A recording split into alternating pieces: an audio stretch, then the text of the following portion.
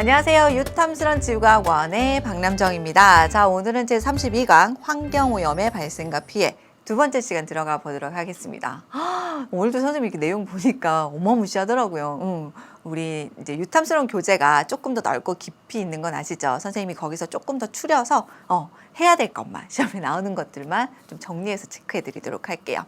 자, 오늘 공부할 건요. 지난 시간에 이미 예고한 것처럼 환경 오염 파트에 대해서 공부를 하고 있는데요. 대기 오염 파트는 정리가 끝났고요. 나머지 내용 보도록 하겠습니다. 자, 이번에는 수질 오염. 선생님 수질이랑 해양 오염 같이 묶어서 해드릴게요. 왜? 당연하죠. 강물이 흘러서 이제 바다로 가기 때문에 수질 오염 되면 해양도 오염이 되겠죠. 그 다음에 토양 오염, 그리고 우주 쓰레기가 있는데요. 여기서 이제 좀 볼게요. 우리 친구들이 우주 쓰레기라 그러면 빵 터져. 지구 쓰레기도 아니고 우주 쓰레기라니 이러는데 그런 의미 아니고 진짜 쓰레기 아시겠죠? 자, 와닿진 않으실 거예요. 와닿진 않으실 텐데 요즘같이 이제 인공위성이 굉장히 발달하고 이걸 우리가 활용을 많이 하는 입장에서는 간접적으로 이 우주 쓰레기로 인한 피해를 고스란히 느끼게 되는데요. 아시죠? 우주 쓰레기는요. 정말 100% 사람들의 원인이 됩니다. 사실 되게 슬픈 일인데 이상하게 사람이 가는 곳에 늘 쓰레기가 남아. 바다 같은 경우에도요. 쓰레기를 만드는 건 결국 우리겠죠. 얼마 전에 다큐멘터리를 봤는데 일본에서 출발해서 하와이까지 가는 여정에 여러 학자들이 같이 따서 물 위에 떠 있는 쓰레기들을 이제 추적해 가는 내용이었어요. 우리가 곧 다루게 될 플라스틱 아일랜드 이런 걸 가지고 이제 얘기를 하고 있는데 마음이 좀 그렇더라고. 플라스틱은 썩질 않잖아요. 그럼 물고기는 이제 거기에 알을 놓기도 하고 어떤 물고기는 플라스틱을 몇 개나 삼켜서 80개 가까이가 발견되기도 하고 이랬대요. 그래서 여튼 이제 우리가 항상 각성해야 될 건 왜 우리가 간 자리는 아름답지 못하고 늘 쓰레기를 남기는가. 지금 이제 친구들한테 얘기를 해요. 친구들이 아니고 학생들한테 얘기를 합니다. 호랑이는 죽어서 가죽을 남기고 사람은 죽어서 이름을 남겨야 되는데 별은 죽어서 무거운 원소를 남기고 호랑이는 죽어서 가죽을 남기고 사람은 이름을 남기지 못하고 자꾸 쓰레기를 남긴다고 학생들한테 그렇게 얘기했는데 그러면 안 돼요. 항상 의식을 하고 우리가 스스로 실천을 해야 됩니다. 그래서 이제 얘기해주고 싶은 건 이 수질 오염이나 토양 오염 같은 경우에는요. 선생님 이제 사례들을 많이 이제 언급을 할 겁니다. 사례. 이런 사례가 있어. 이것들 좀 구별을 해줘야 되는 것들이 있습니다. 근데 수질 오염과 해양 오염 같은 경우는 사례를 묶어서 한꺼번에 정리를 하기 때문에 선생님이 수질, 해양 이렇게 정리해 드리는 겁니다. 자, 그럼 첫 번째 수질 오염부터 보도록 하겠습니다. 수질 오염 물질도 얼마나 많겠어요, 여러분. 그죠? 그 중에서 이제 여러분이 좀 알아야 되는 그 메커니즘을 좀 알아야 되는 것들을 보도록 하겠는데요. 유기물이 있고요. 그 다음에 영양염류라고 하는 것이 있습니다. 영양염류. 유기물, 화학이나 생물에서 정의를 굉장히 구체적으로 내리잖아요. 우린 그 정도 가지 않고 지구과학에서는 탄소를 비롯한 여러 원소로 이루어진 걸 유기물이라고 하고요. 네, 여기서는 오염물질로 분류해서 정리합니다. 그럼 이런 걸 어떻게 될까? 물 속에 들어오면 미생물이 분해를 합니다. 자, 여기서 이제 종종 언급될 텐데요. 호기성 미생물이라고 하는 것은 소위 말해서 박테리아 같은 거예요. 그런 거 생각하시면 제일 쉬워요. 호기성이라고 하는 것은 산소호흡을 하는 겁니다. 이것과 비교해서 나오는 게 바로 뭐냐면 혐기성 미생물, 혐기성 미생물. 반대죠. 산소호흡하지 않는 거라고 보시면 됩니다. 여튼 호기성 미생물이 유기물을 분해하는데 이 과정에서 산소를 쓰게 되겠죠. 그래서 뭐가 부족하게 되느냐? 산소가 부족합니다. 이걸 좀 눈여겨 보세요. 물에 산소가 부족하네. 수질 저하, 수질이 나빠졌네. 이렇게 파악을 할 것. 됐죠? 자, 두 번째는 영양염류래. 선생님, 영양염류는 플랑크톤을 먹이로 좋은 거 아닌가요? 우리 해류 파트 공부할 때 한류에는 영양염류와 용존산소량이 풍부하다 이렇게 공부하지 않았나요? 네, 그 영양염류 맞아요. 플랑크톤의 먹이는 맞는데 이건 인위적인 영양염류라고 보시면 됩니다. 어떤 거냐면 세제, 그다음에 비료, 그다음에 가축의 분뇨. 분뇨가 뭔지 아시죠? 한번 쳐보세요. 선생님 여기서 이제 얘기할 수가 없고 그런 것들이 이제 질소나 인 화합물을 포함했을 때 우리가 영양염류라고 합니다. 그럼 뭐냐면 이런 질소나 인 같은 경우에는 무엇의 먹이가 되냐면요. 플랑크톤의 먹이가 됩니다. 근데 이게 너무 풍부해. 그래서 뭐라가 되냐면 우리가 이런 말을 합니다. 부영양화. 영양분이 너무 많은 거지. 밥이 너무 많은 거야. 그럼 플랑크톤이 너무 많이 증식해. 이걸 이상 증식이라고 얘기해요. 그럼 이 플랑크톤, 주로 식물성 플랑크톤이 되는데요. 이들이 자기 색을 보여주는 거야. 그게 바로 뭐냐면 녹조, 그다음에 적조입니다. 왜? 그래서 얼마 전에 주로 강에서는 녹조라떼가 아니고 녹조 현상이 나타나고요. 저기 바다에서는 녹조라떼 얘기하려고 하다가 먼저 나왔어. 자, 낙동강 생각하시면 돼요. 주로 녹조 현상과 적조 현상이 나타나는데 강에서는 주로 녹조 현상이고요.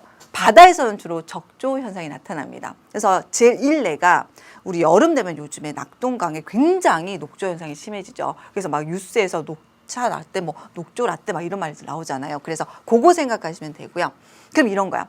식물성 플랑크톤은 수명이 너무 짧아. 이제 빨리 죽어요. 그럼 뭐가 될까? 이들을 분해하죠. 결국 유기물이니까. 또 뭐가? 산소가 부족하고요. 이 과정에서 독성도 배출이 됩니다. 그럼 어떻게 돼? 양식어 그리고 해양 생태계에 피해가 가고요. 황폐화 되겠죠. 너무 중요합니다. 이 과정은. 그다음에 중금속 및 합성 유기 화학물질. 말 엄청나죠. 자, 중금속 및 합성 유기 화학물질. 예를 하나 들게요. 중금속도 굉장히 많아요. 뭐 납중독 뭐 굉장히 많은데 우리 두 가지만 언급할 겁니다. 중금속 같은 경우에는요. 카드뮴, 그 다음에 수은, 요 정도만 기억해 둘게요. 선생님이 이 사례도 언급할 겁니다. 합성 유기 화학물질, 여러분 많이 들어봤던 다이옥신. 가장 대표적입니다. 자, 이 중급성이랑 합성 유기 화학물질은요, 몸에 들어오면 분리배출되지 않습니다. 우리가 이걸 뭐라고 얘기하냐면 먹이 연쇄를 통한 생물 농축 현상이라고 얘기해요. 생물 농축. 자, 이 선생님 설명할 때 제일 많이 드는 예가 있습니다. 제일 쉬워요. 예. 참다랑어. 어렵죠. 참다랑어라고 하니까. 근데 참치예요, 참치. 굉장히 큰 거 아시죠? 거의 물고기 세계에서는 상위 포식자라고 보시면 되는데요. 참다랑어, 주로 오징어를 많이 먹어요. 오징어를 먹습니다. 또 오징어는 뭐 크릴새우 뭐 이런 걸 먹는다고 할게요. 이런 거야. 이 중금속이나 합성 유기 화학물질은 몸에서 분리배출되지 않습니다. 그럼 어떻게 될까? 체내에 누적이 돼 있겠죠? 이 누적이 된 채로 이 생물체를 먹은 다른 생물체에 고스란히 전해지는 거예요. 그럼 어떻게 될까? 이런 거야. 크릴새우를 오징어 10마리 먹었네. 참다랑어는 오징어를 또 10마리 먹어야 되는 거야. 그럼 이 크릴새우가 처음부터 어떻게 되어 있다? 중독이 되어 있다고 할게요. 그럼 이 참다랑어 최종 소비자는 가장 어떻게 될까? 이 독소를 많이 누적치를 경험을 하게 되겠죠. 이게 뭐다? 생물 농축 현상이라고 합니다. 그래서 여러분, 임산부들은요, 이런 참다랑어, 참치 같은 거 못 먹게요. 왜? 최상위 포식자의 이런 오염물질이 그대로 누적, 생물 농축 현상이 있을 수가 있기 때문에 참치 같은 것을 좀 자제하게 하게끔 하는 게 바로 이런 이유가 있기 때문입니다. 아시겠죠? 그래서 생물 농축하면 참치 현상, 요거 좀 생각하시면 여러분 이해하기가 좀 편하실 거예요. 결론은 이거야. 수질 오염물질은 굉장히 다양해. 그중에서 우리가 유기물, 영양, 염류, 중금속, 그리고 합성 유기 화학물질을 대충 분류해서 나눠 보았는데요. 여기서 기억할 것, 산소가 부족하면 수질이 나빠지는구나. 파악을 하셨죠? 바로 이겁니다. 짜잔, 수질 오염 지표입니다. 여러분, 수질 오염 지표는요, 실제로 훨씬 다양하고 많아요. 근데 우리는 고등학교 지구과학 원 수준만 하잖아요. 그래서 두 가지만 볼게요. 자, 수질 오염 지표는요, 지금 여기 나와 있는 것처럼 BOD와 DO라고 하는 것이 있습니다. BOD와 DO. 뭐 생화학적 산소 요구량, 용존 산소량이라고 읽고요. 사실 그 용어보다는 BOD, DO라는 표현을 더 많이 씁니다. 자, BOD 같은 경우에는요, 물속에 있는 미생물이 유기물을 분해하는 데 필요한 산소의 양을 BOD라고 합니다. 그리고 DO는 용존 산소량. 네, 말 그대로 물에 녹아있는 산소의 양을 얘기를 하게 되는데요. 하나만 기억할게요. 이게 뭐라고요? 수질 오염의 지표래. 이런 값들의 변화로 우리가 수질이 깨끗한지 나쁜지를 알 수가 있대요. 네, 수질이 나쁘면요, 수질이 나빠져요. 그러면 BOD 값은 커져 있는 상태고요. DO 값은 작은 상태입니다. 용존 산소량은 적고 BOD 값이 클 때 우리가 수질이 나쁘다라고 표현을 해요. 물론 이것보다 더 많아요. 근데 우리는 두 가지만 기억할 거. 아시겠죠? 앞서 얘기한 게 이겁니다. 산소가 없으면 부족하면 수질이 일반적으로 나쁘다고 판단하는구나. 오케이? 그 다음에 여기 볼게요. 밑에 보면요. 송어, 유골레나 쇠파리, 번데기, 하루살이 유축 엄청나죠. 이런 걸 뭐라고 하냐면 생물지표라고 얘기합니다. 생물지표. 선생님 다 외워야 되나요? 그럴 리가. 사실 지금 여기 언급되어 있지 않은데 선생님 두 가지만 기억하라고 합니다. 그건 여러분이 이제 계곡 놀러 가도 좋아요. 자, 가재 아시죠? 그래서 웬만한 깨끗한 계곡 아니면 가재 찾기 힘들어요. 그 다음에 실지렁이 아시죠, 여러분? 실지렁이. 곧 여름이 올 겁니다. 여름이 오면 이제 계곡을 가시겠죠. 가재가 발견돼. 7수입니다. 알겠죠? 7수. 마셔도 돼요. 물이 너무 깨끗해. 저렇게 투명해 보여. 실지렁이 발견돼. 마시면 안 돼. 아시겠죠? 그래서 이런 걸 생물지표라고 하고요. 두 가지는 일상생활에도 쓸 수 있습니다. 기억하세요. 요즘에 정말 특히 서울 시내에 있는 산에 가재 보기 굉장히 힘들다고 합니다. 가재 7수. 굉장히 까탈스러운 아이죠. 7수만 삽니다. 7수. 됐죠? 자, 그래서 선생님이 생물지표는 요것만 하기 때문에 요 설명은 이제 뺄게요. 어디에 누가 살고 뭘 살고 이건 하지 않겠습니다. 의미가 없어서 요것만 볼게요. BOD와 DO 보도록 할게요. 여기 보세요. 자, 처음에는요. 깨끗했대요. 청정, 깨끗했대요. 그럴 때는요. BOD 값이 적은 편이네요. 그런데 DO 값은 높네요. 그런데 보세요. 여기 오염물질이 이 타임에 유입이 됩니다. 여기서 오염물질이 유입이 됐어요. 그쵸? 그랬더니 어떻게 될까? BOD 값이 확 올라갑니다. 하지만 DO 값은 뚝 떨어지는 걸 볼 수가 있어요. 그렇죠. 여기만 봐도 BOD가 갑자기 수직 상승을 하는 걸 봐도 오염물질 유입을 보여주지 않더라도 여러분은 이 시점에서 오염물질 혹은 유기물이 유입된 걸 판단하실 수 있으셔야 돼요. 푸는 요령이겠죠. 자, 그리고 쭉 어떤 것이 산소값이 감소합니다. 가장 낮아요. 자, 이 시점에는요, 물고기도 여러분 산소호흡을 해야 되겠죠. 물고기가 이렇게 살기 굉장히 힘들 겁니다. 그런데 BOD와 DO가 감소하고 증가해서 계속 그 상태를 유지하지 않고요. 어떻게 돼요? 여기 볼게요, 여러분. 회복 수역이라든지 청정 수역을 보게 되면요. 결국 DO 값은 원래의 값을 회복했고요. BOD도 원래 값처럼 낮아졌습니다. 됐죠? 우리 이런 걸 뭐라고 하냐면 자정작용이라고 얘기합니다. 유기물로 오염된 하천수가 하류로 흘러감에 따라 무기물로 분해되면서 물이 자연적으로 깨끗해진 거죠. 그래서 어떻게 된다? 자정작용을 통해서 물이 다시 깨끗해지면요. DO 값은 커지고 BOD 값은 다시 작아지는 겁니다. 아시겠죠? 그래서 자정작용까지 한번 살펴봤는데 기억해야 될 건 요거죠. 수질오염 지표입니다. 수질과 BOD, DO는 어떤 관계가 있는지는 꼭 기억하셔야 되겠죠. 더불어 생물지표는 요 정도만 기억하시면 충분합니다.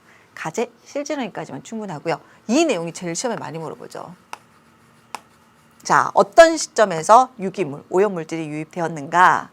이 지점에서 물고기는 살기 용이한가? 혹은 계속해서 오염이 되었는가? 이런 것들을 물어본다고요. 왜? BOD와 DO는 수질 오염 지표이기 때문에. 아시겠죠? 제일 중요하다는 거 기억하시고요. 자, 다음은 이런 겁니다. 오염을 시키는데 배출 형태에 따라서 오염원이 달라요. 우리가 소위 말해서 특정한 지점이다. 점 오염원이라고 얘기하고요. 특정하지 않다. 그래서 비점 오염원이다. 점이 아니다. 이런 뜻이에요. 뭐냐면 이런 거예요. 그림에 보시게 되면요. 여러분 교재도 나와 있죠. 목장, 여기 지금 공장 이런 식으로 공장, 가정의 하수, 그 다음에 목장처럼 특정 지점에서 배출된다 오염원이. 그럴 때를 점 오염원이라고 하고요. 배출 지점이 불투명하죠. 이런 거야. 도로, 논, 밭, 도로. 이런 지점은 어디서 특별하게 배출이 됐다를 알 수가 없죠. 이런 걸 비점 오염원이라고 합니다. 비교할 수 있어야 돼요. 수능에 나왔어요.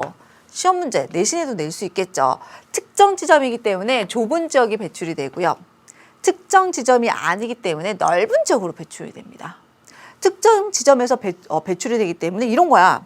공장, 가정, 목장 여기서 오염물질이 배출되는 거기 지점만 특별히 관리하면 되겠죠. 그래서 오염물질을 수거하고 처리하는 데 굉장히 효과적입니다. 하지만 어디는 B점 오염원은요. 당연히 어디서 어떻게 나오는지 알 수가 없기 때문에 수거 처리 효율이 일정하지 않다. 또 이런 것도 있죠. 논바치를.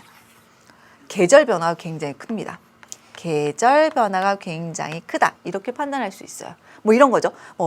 농약을 많이 쓰는 계절에는 훨씬 오염도가 크다. 이렇게 판단할 수 있겠죠. 계절에 따른 변화가 크다. 그래서 점 오염원과 비점 오염원을 나눠서 판단할 수 있어야 됩니다. 그러면 수질 오염 같은 경우에는 수질 오염원이 무엇인지도 알았고 수질 오염 지표에 대해서도 알았고 배출원에 따라서 점 오염원과 비점 오염으로 나눠보게 됐습니다. 이제 뭐 해볼까? 바로 오염 사례에 대해서 살펴봐야 되는데요. 선생님이 얘기했죠. 수질과 해양을 한꺼번에 보자고. 결국 수질이 오염되면 하천도 오염이 됩니다. 하천이 오염되면 하천수가 바다에 모이기 때문에 바다도 오염이 돼요. 자, 그런데 해양 오염만의 특징을 한번 선생님 정리하고 갈게요. 생활하수, 농축산 폐수, 산업 폐수, 중금속, 유기성 독성 물질. 뭔데요 이게? 네, 해양 오염은요 방금 얘기한 것처럼 대부분 어디서 유입될까? 육지에서 유입됩니다, 여러분. 육지 유입. 그 중에서도 생각보다 생활하수가 제일 큰 편이래요. 아시겠죠? 농축산, 산업 커요. 하지만 그 중에서도 생활하수가 제일 크다고 합니다. 육지 유입이 대부분이래요. 그리고 해양 오염만의 특징, 빼놓을 수가 없죠. 기름 유출. 기름 유출. 유조선 사고도 있고요. 송유관이 누출되는 경우도 있습니다. 그래서 기름을 제거한 후 남게 되는 2차 피해 이런 거예요. 이제 기름이 유출이 됩니다. 그럼 기름이 더 먼 곳으로 가지 못하게 펜스를 치죠. 오일 펜스라든지 그 다음에 기름을 이렇게 묻어내서 하는 흡착포.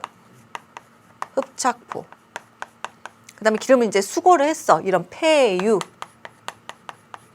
네, 이런 것들을 처리를 제대로 하지 못하면 이런 폐기물에 의한 2차 피해도 나타난다고 해요. 그래서 기름 유출. 기본적으로 여러분, 기름 유출이 제일 큰 문제는 뭘까? 기름과 물은 섞이지 않죠. 그래서 기름막. 우리가 유막이라고도 합니다. 유막을 형성해요. 기름막을 형성하는 거야. 이게 제일 문제가 되는 이유는 뭐냐면 기름막이 딱 형성되면요. 공기 중에 있던 대부분의 산소가 바로 바다에 녹아 들어가요. 그런데 그걸 방해를 하는 거예요. 공기 중에 무엇? 산소가 녹아 들어가는 거. 직접적으로 녹아 들어가는 걸 방해를 하게 됩니다. 뿐만 아니라 기름막이 딱 형성되면 햇빛 투과율이 떨어져요. 그럼 무엇을 저해야 할까? 광합성을 저해하게 되는 거예요. 광합성 저해. 그럼 햇빛 투과율이 떨어져서 광합성마저 되지 않으면 산소가 어떻게 된다고요? 뚝 떨어지겠죠. 네, 이런 물에 녹아있는 산소를 뭐라고 했어요? 네, 똑같이 표현할 수 있습니다. 용존산소 디귿값이 뚝 떨어집니다. 산소 디귿값이 떨어지면요. 네, 수질 저하 나타나죠. 바다 오염도가 굉장히 심해지는 거예요. 아시겠죠? 그런데 이런 거죠. 바다는 원체 물의 양이 많잖아요. 그래서 이 오염 정도가 예를 들어 이런 거죠. 강은 이만큼 오염돼도 굉장히 오염도가 클 텐데 바다는 이만큼 오염돼도 파도에 이렇게 이제 희석되는 효과 이런 것 때문에 그 오염 정도가 우리가 아주 오염이 됐구나 이런 중요성을 간과하는 경우가 큰 편입니다. 그래서 이런 부분도 좀 주의를 해줘야 되고요. 또 하나 간척 사업, 방조제를 설치하죠. 방조제 설치하면 조류 흐름 변하고요. 제일 큰 문제가 뭘까? 담수오염 이런 것보다 갯벌이 이제 사라질 위험이 있죠. 그래서 그래서 간척 사업보다는 해양 오염에서 제일 큰 문제가 기름 유출입니다. 우리도 태안 기름 유출 사고 굉장히 했었죠. 그래서 기름 유출이 가장 큰 문제점이다. 해양 오염에서는 그거 기억하시면 되겠습니다. 자, 그럼 본격적으로 수질 오염, 해양 오염 피해 사례 동시에 진행할게요. 자, 첫 번째 두 개는요. 선생님이 처음에 언급했던 것처럼 중금속 오염 사례입니다. 두 가지만 할게요. 첫 번째는 카드뮴에 의해서 하는 중금속, 둘 다 중금속인데요. 카드뮴 중독.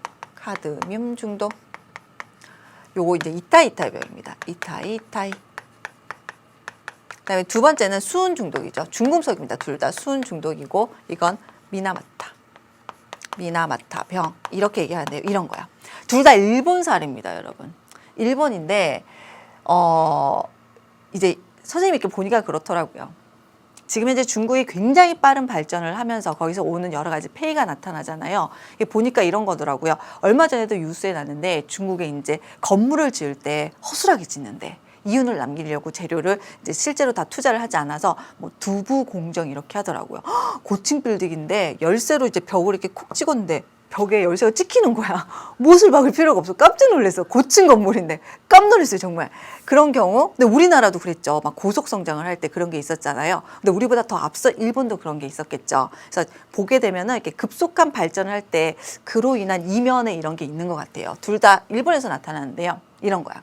일본에서 광산에서 아연을 재련을 하는데 따로 분리 배출하지 않은 거죠. 그래서 카드뮴이 강으로 배출이 됩니다.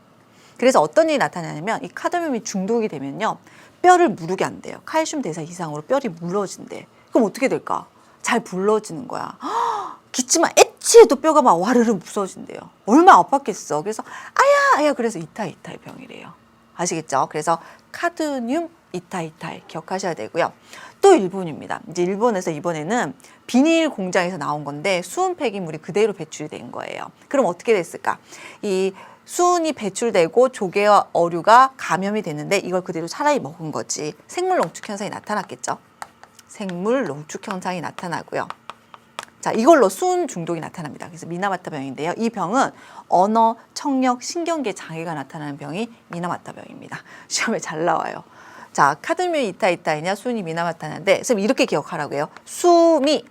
여러분 수미 뭐뭐칩 아시죠?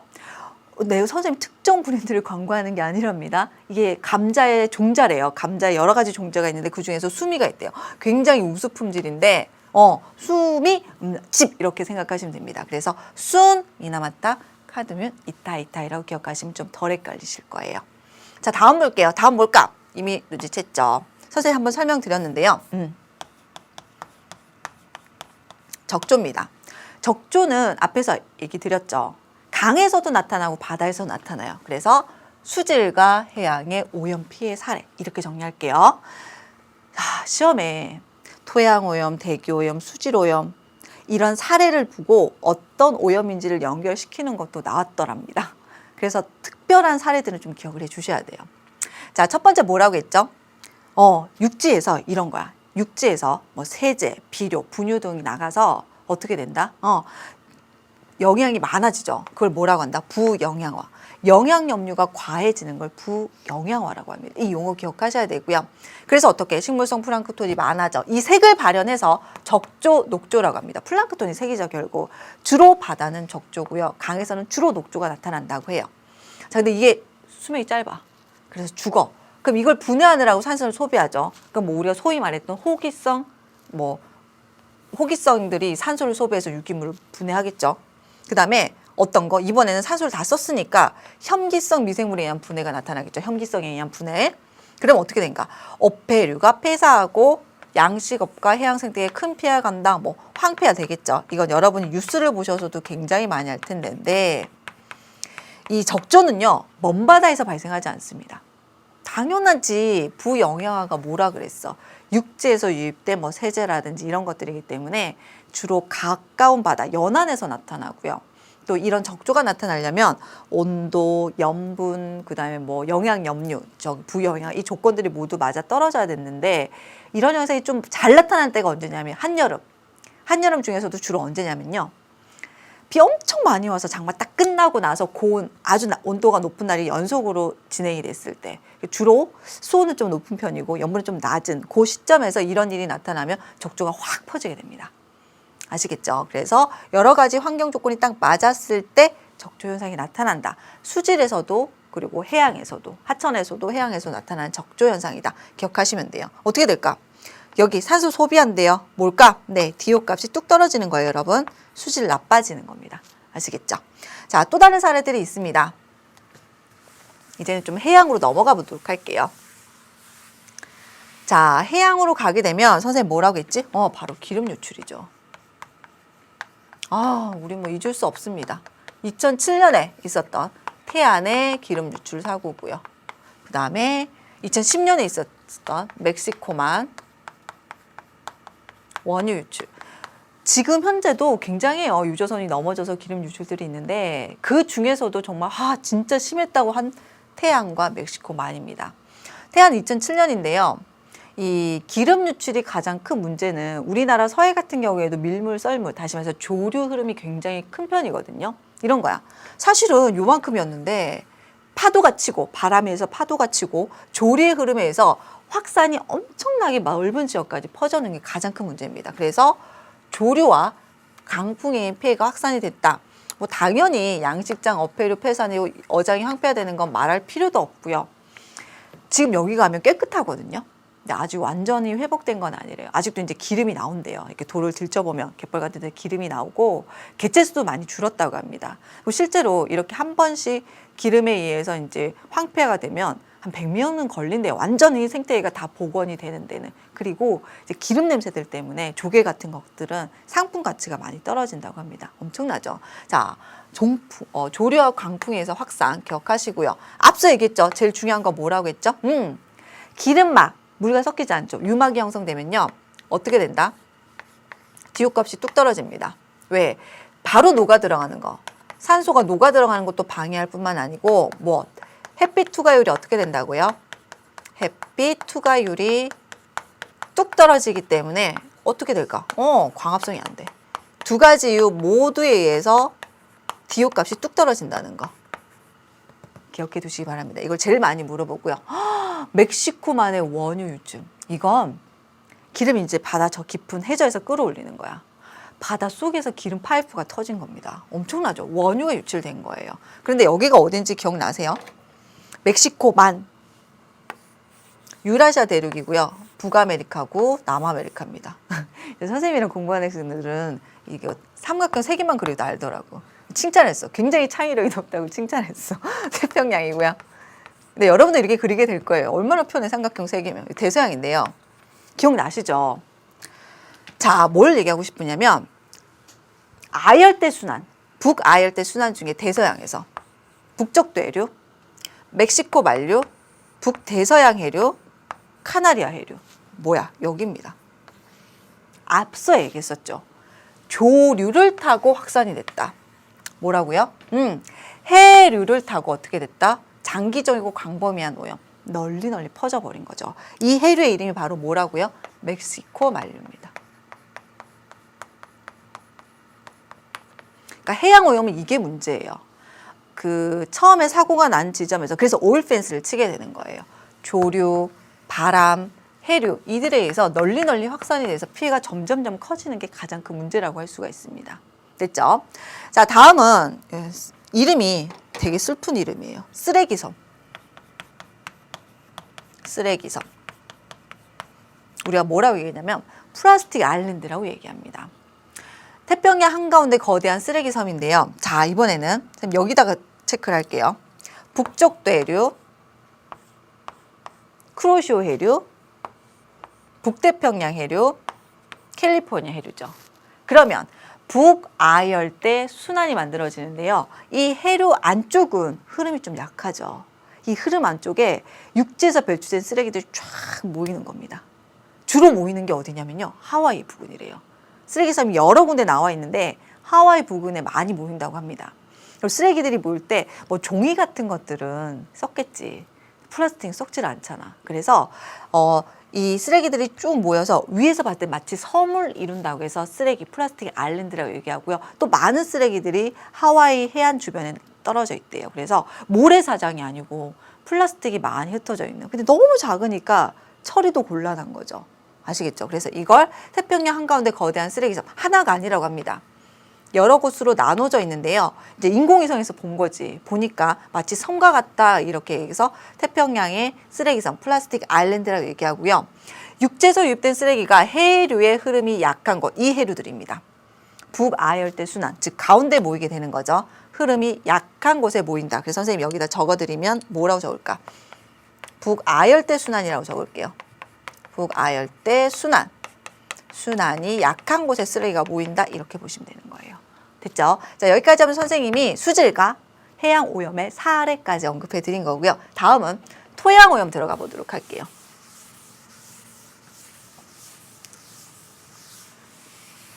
자, 토양오염은요, 특징을 꼭 기억하셔야 됩니다. 이게 제일 중요해요, 오일. 굉장히 독특한 특징을 가지고 있는데 유동성이 거의 없어요. 물처럼 뭐 흐른다든지 이런 게 없어. 그리고 오염 상태가 잘 드러나지 않습니다. 무슨 말인지 모르겠죠. 이런 거야. 모래 같은 거는요, 물을 잘 통과시킵니다. 그 좀 어려운 말로 투수성이 크다고 얘기해요. 그럼 이런 거야. 모래 위에 오염물질이 있었던 거지. 근데 비가 오는 거야. 그러면 이 비에 씻겨서 오염물질이 표면이 아니고 밑으로 내려가는 겁니다. 잘 안 보여. 오염이 됐나? 아닌가? 긴가민가한 거지. 빨리 처리를 해야 되는데 안 보이니까 처리가 늦은 거겠죠. 또 분해가 어렵고 잔류성이 강하대요. 토양의 많은 성분은 점토질입니다. 근데 여러분 이게 팩할 때, 얼굴 팩하죠. 얼굴 팩할 때도 주로 점토질이거든요. 얼마나 좋아. 점토질 팩할 때 좋은 이유는 점토가 흡착력이 크기 때문에 이 모공이 있는 오염물질을 쏙쏙 빼서 좋은 거예요, 여러분. 마찬가지. 중금속들이 점토 물질에 흡착이 돼서 잘 떨어져 나가잖아요. 그런 걸 우리가 잔류성이 강하다고 얘기합니다. 이런 설명을 선생님이 팩을 가지고 얘기하다니 그게 나쁘다는 건 아니에요. 자, 그래서 어떤 팩가 나타나냐면 주로 간접적으로 나타나고요. 굉장히 여러분 만성피로 이런 말 들어보셨죠? 한번 오염되면 걷잡을 수가 없습니다. 만성적인 피해가 나타납니다. 그리고 당연히 드러나지 않고 잔류성이 강해서 간접적이고 만성적으로 나타나니까 굉장히 제거하기 어렵고요. 돈 엄청 많이 들어요.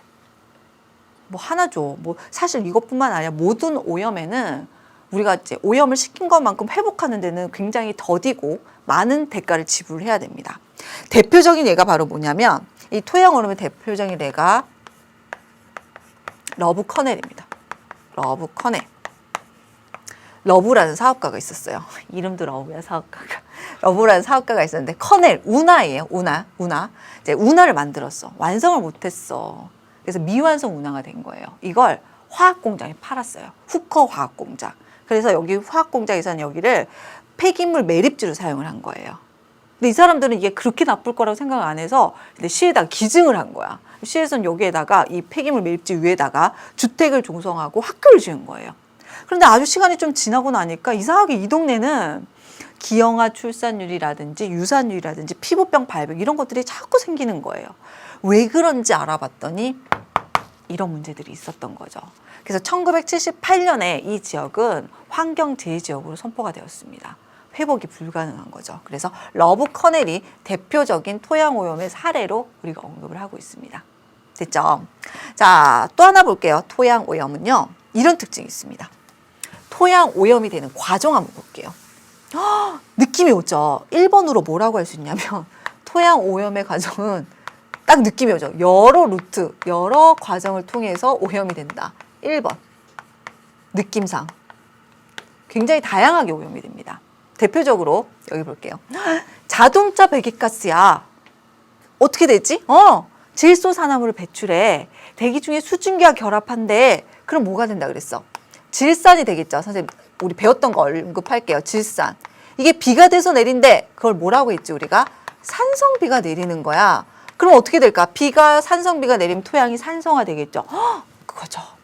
대기 오염이 토양 오염을 유발할 수 있습니다. 여기 보세요.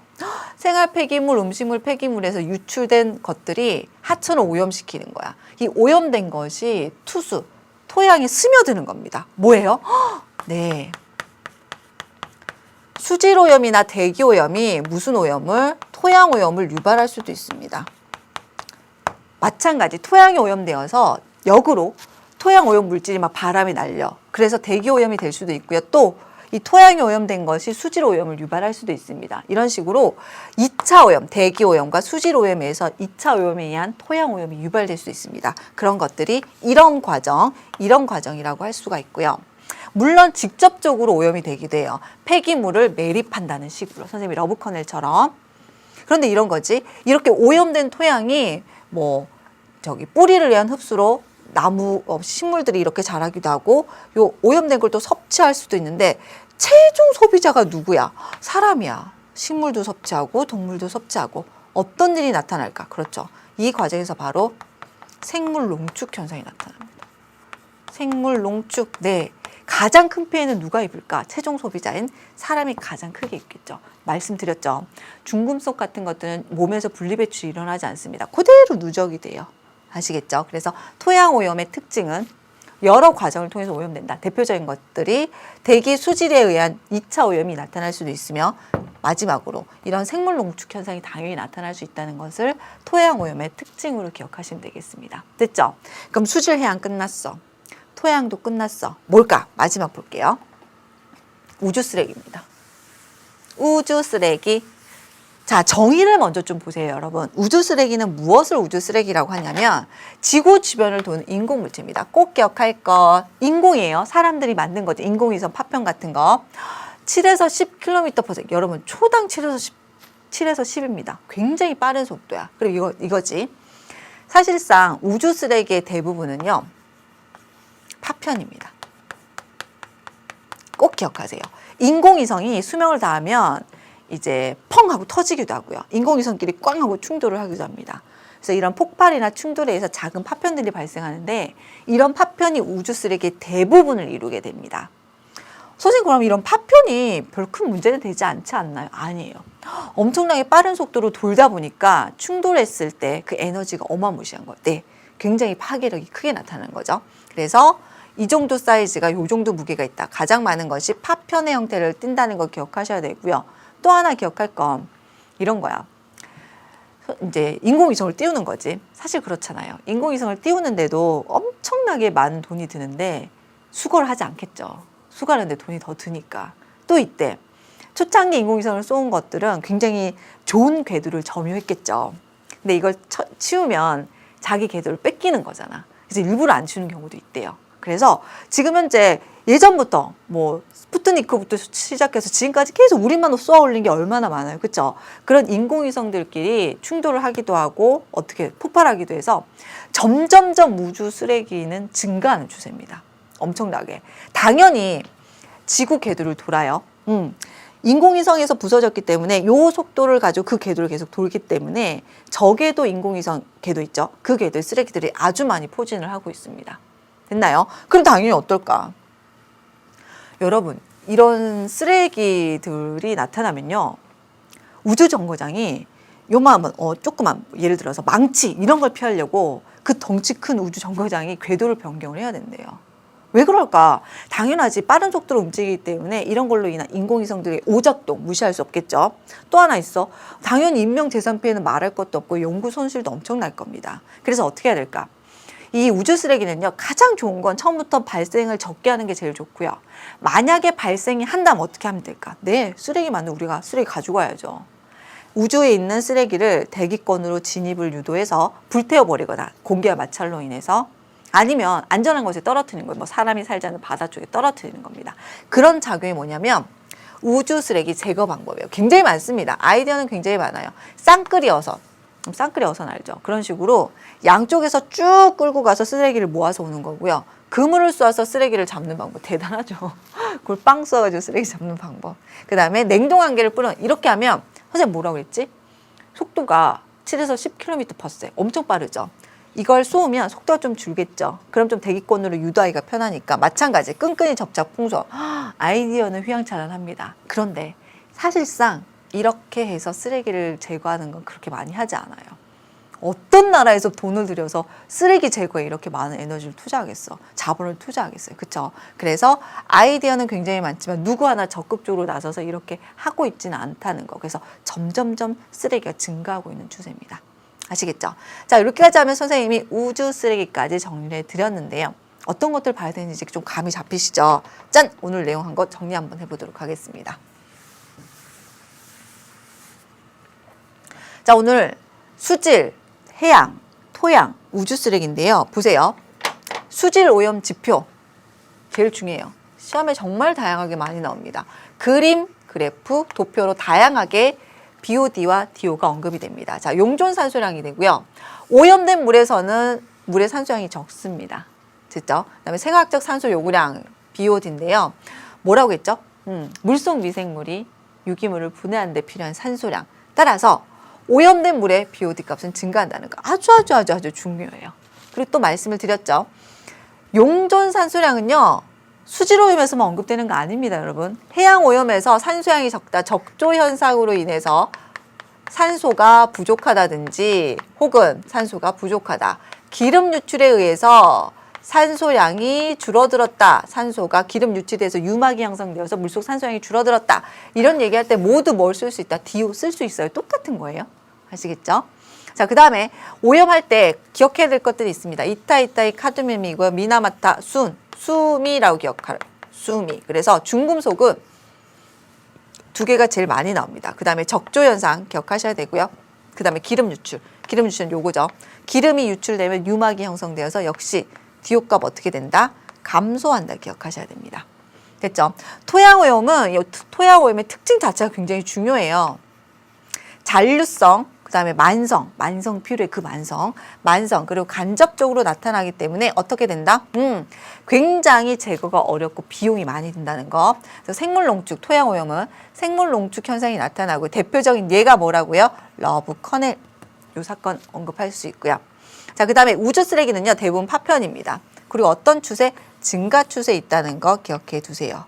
우주 쓰레기는요, 100% 사람들에 의한 겁니다. 아시겠죠? 그래서 오늘 공부한 건 수질오염, 그 다음에 토양오염, 그 다음에 우주 쓰레기.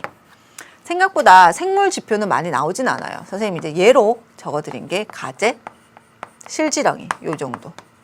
실지렁이. 그리고 이걸 적어드린 이유는 수질오염 지표가 이거 두 개만 있는 게 아니라는 말을 하고 싶은 것. 더 많아요. 하지만 여러분은 요 정도만 하면 된다는 것까지 같이 얘기해 드리고 싶은 겁니다. 아시겠죠?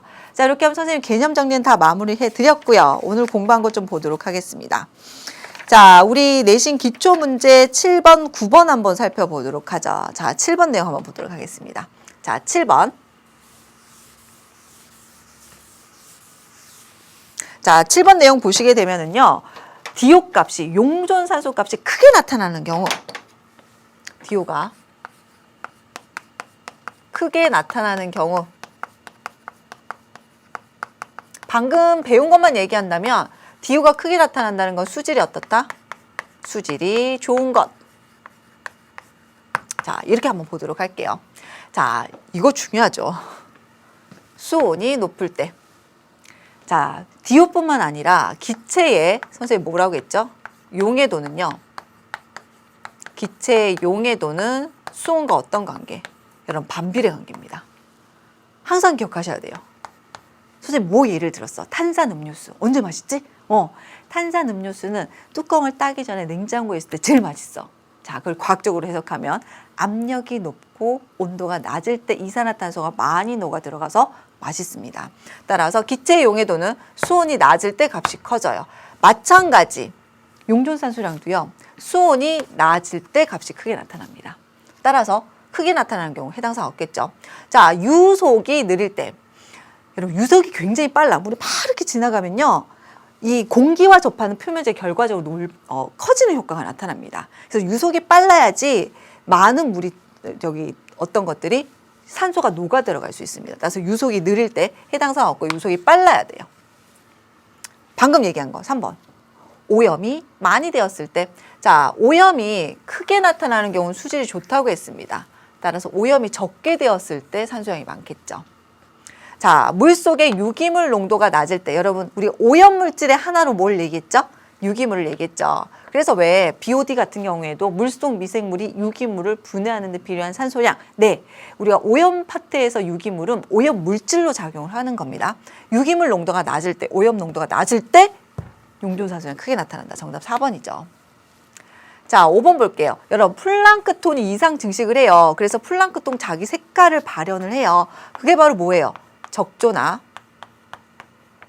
녹조 현상입니다. 그럼 여러분, 적조나 녹조면 뭐라고 얘기했어? 식물성 플랑크톤 수명이 짧아. 빨리 죽어. 그럼 유기물로 작용하겠죠. 오염물질이 되겠죠. 그러면 호기성 미생물들이 이제 산소 반 녀석들이 먼저 이들을 분해하려고 산소를 막 쓸 거 아니야. 뚝 떨어지겠죠. 따라서 플랑크톤 이상 증식이 있을 때는 산소를 많이 쓰기 때문에 DO 값이 뚝 떨어지게 되겠죠. 따라서 이것도 해당 사항이 없습니다. 정답 몇 번이요? 정답 4번이라고 할 수 있겠네요. 됐죠? 자, 계속해서 10번 문제 한번 보도록 할까요? 선생님 9번을 가져갔군요. 죄송합니다. 9번 문제였네요. 9번. 자, 9번 문제면 더 쉬워요. 10번은 선생님 풀면서 급 당황했던 내용인데 선생님이 이제 의사가 된 줄 알았어요. 깜짝 놀랐는데 자, 9번 문제는 여러분 좀 중요한 내용이니까 자, 지금 내용 9번은요. 토양오염에 대한 설명을 옳지 않은 것은 이미 다 설명을 문장으로 한 겁니다. 자, 토양오염이에요. 이미 선생님이 수업 시간에 한 거. 급성적인 것보다 만성적이다. 만성적으로 나타납니다. 만성 피로 이거 설명하면서 선생님 언급했죠. 왜 만성적이냐? 아래쪽 이쪽 설명이 되겠죠. 토양오염 물질은 분해되지 않고 잔류성이 강하다. 점토 물질이 많다고 했어요. 점토 성분이 많다고 했습니다. 뭐가? 중금속이 흡착되었을 때 잔류성이 강하다고 얘기하죠. 그래서 이런 것들 때문에 어떻게 만성적으로 나타나고요. 또 어떻게 간접적인 피해보다는 직접적으로 간접적으로 나타납니다. 간접적이다, 만성적이다, 잔류성이 크다. 따라서 옳지 않은 설명은 몇 번? 2번으로 정리할 수 있겠죠.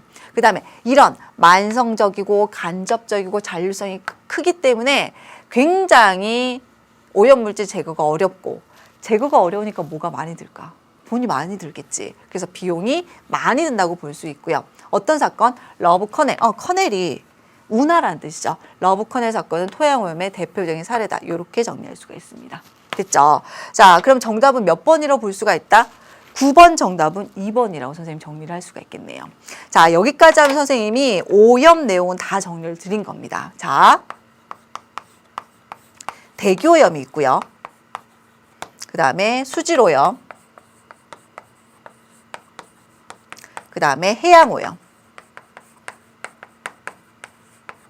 마지막으로 무슨 오염까지 들 수 있죠? 토양오염까지 했죠. 토양오염까지 했습니다. 얼마나 오염 사례가 많은데요. 그중에 선생님이 한 것만 언급해 보세요. 자, 대기오염에는 뭐가 있었죠? 대기오염. 스모그 현상 대기오염입니다. 런던형 대표적이죠. 런던형 스모그. 무엇에 의해서? 이산화 황해에 의한 것이었습니다. 수질오염의 대표 사례 들어보세요. 바로 적조현상 언급할 수 있겠죠. 또 뭐 있어요? 수질과 해양 같이 갈게요. 적조현상 가장 대표적이고요. 또 해양오염에서는 태양 기름 유출 빼놓을 수가 없겠죠. 자, 적조든 태안이든 디옥값 어떻게 된다? 감소하고요. 더불어 하나만 더 기억할게요. 중금속에 의한 거. 뭐가 있었지? 이타이타이. 자, 이타이타이 같은 경우는 중금속 어떤 것이었습니까? 카드뮴이고요. 그 다음에 미나마타. 미나마타병은 무엇이었다?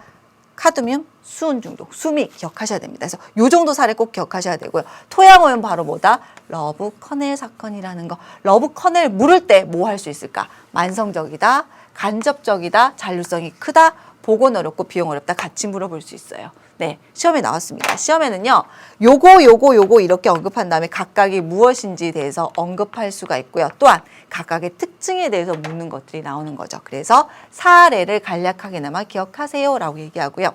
수질, 해양 같이 묶어서 낙동강, 뭐 요즘 같은 경우에는 녹조가 유명했지만 그 피해 사례가 가장 큰 편이지만 과거에 페놀이 유출된 적이 있습니다. 그때 뭐 두통이나 구통으로 굉장히 2차나 무려 2번이나 유출이 했었거든요. 그 페놀 사건도 교과서에는 이제 언급이 되어 있으므로 그 정도 기억하시면 웬만한 사례 정도는 다 여러분이 커버할 거라고 봅니다. 자, 여기까지 하면 환경오염 정리해 드렸는데요. 어렵지 않죠? 교재에 나와 있는 거 다 하실 수가 없습니다. 다 할 필요도 없고요. 자, 다음 시간에는요. 환경오염 피해가 발생 문제 다뤄보도록 하겠는데 꼭 문제 풀어오시기 바랍니다. 자, 오늘 수고 많으셨습니다.